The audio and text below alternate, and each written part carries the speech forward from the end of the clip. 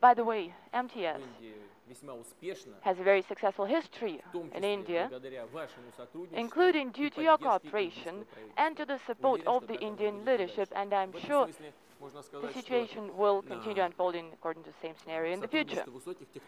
As to high-tech cooperation in general, today, for our cooperation, it is a top priority. We've already mentioned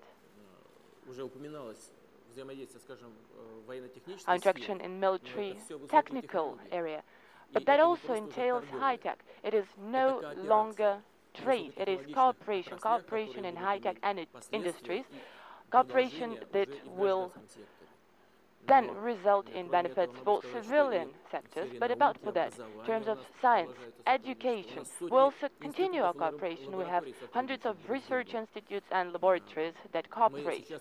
Today, we are considering the possibility of not just launching Indian satellites, putting them on orbit, but cooperation in such a priority area as space positioning.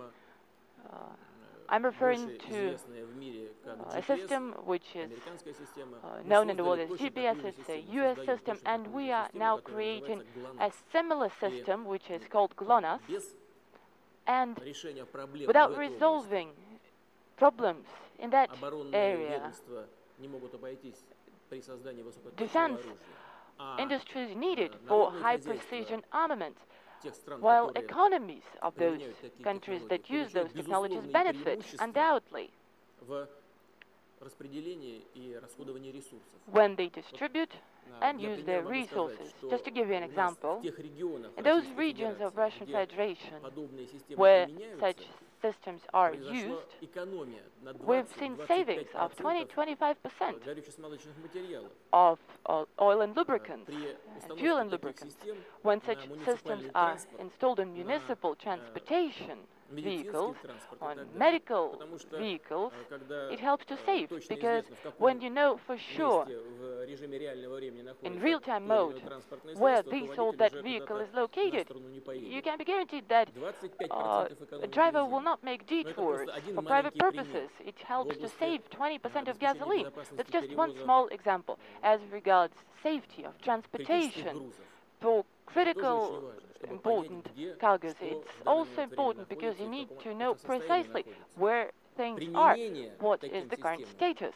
So in terms of application for those systems, we see multifaceted opportunities, very promising opportunities, and it is just one example I wanted to give to demonstrate the overall trend. As to your cooperation, once again I want to highlight, and that concludes my answer to your question, that we undoubtedly will continue rendering support to this specific project. Thank you. Well, Prime Minister, in fact, the next place I'm taking you is Bangalore, which is the IT capital, they say, of many, say it's capital of India, but it's the IT capital of many places, in fact, of Asia perhaps. We're going to Anita in Bangalore. Anita, I believe you have a question for the Prime Minister there. Vikram, we have with us right here Mr. Hanuman Sharma from the software company Karmas Vectra. Your question?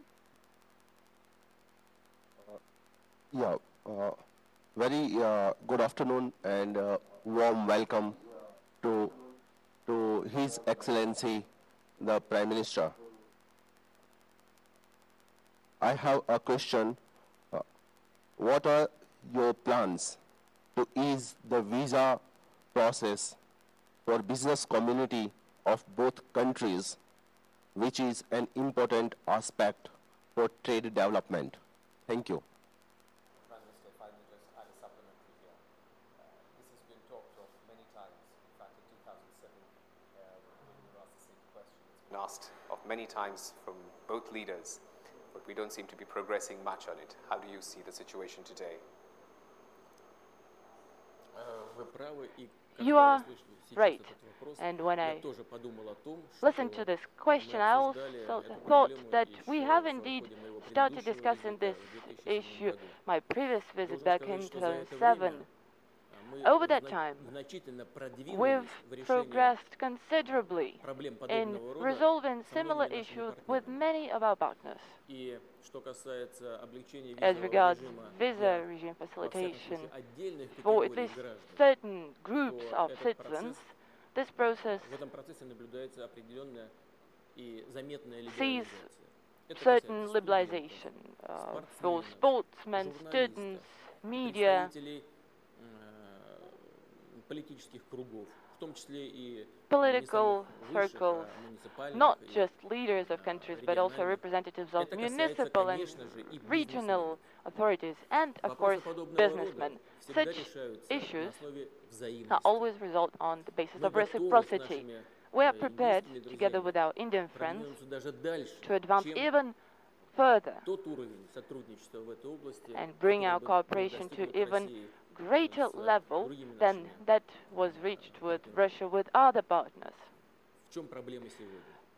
How do we see the problem today? Let me inform you that we do not live in some outer space, and when resolving such issues with other partners, say Europeans, we formulate certain rules, we formulate them together. For instance, together with the European Union, we were supposed to sign an agreement, a readmission agreement, that would provide for return of illegal migrants to Russian territory should they make it to the European Union via the Russian Federation.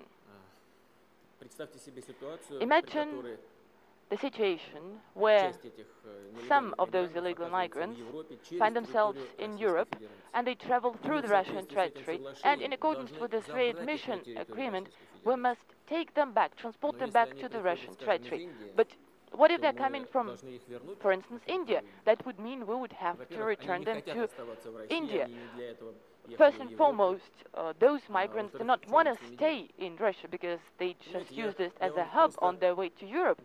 And what can we do with them? So I'm being very straightforward now. I'm not being diplomatic and I'm not being polite. We must find an answer to this problem together with our Indian partners. I believe it can be done.